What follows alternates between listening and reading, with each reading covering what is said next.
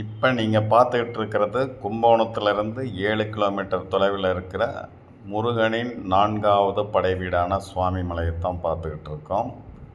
இது ஓம்ங்கிற பிரணவ மந்திரத்துக்கு சிவபெருமானுக்கு முருகன் பொருள் சொன்ன இடம்.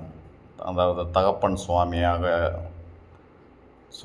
பேசின இடம். அதனால் இங்கே இருக்கிற முருகனுக்கு பேர் சுவாமிநாதன். அந்த சுவாமிநாதன்லேருந்து தான் சுவாமி மலை பேர் வந்திருக்கு.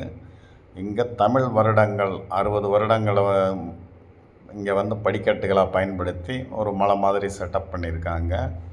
இது கும்பகோணத்துலேருந்து மினி பஸ்ஸுக்கு நிறையா ஆப்ரேட் ஆகுது. பஸ் டிக்கெட்டை 10லேருந்து 15 ரூபா வாங்குகிறாங்க.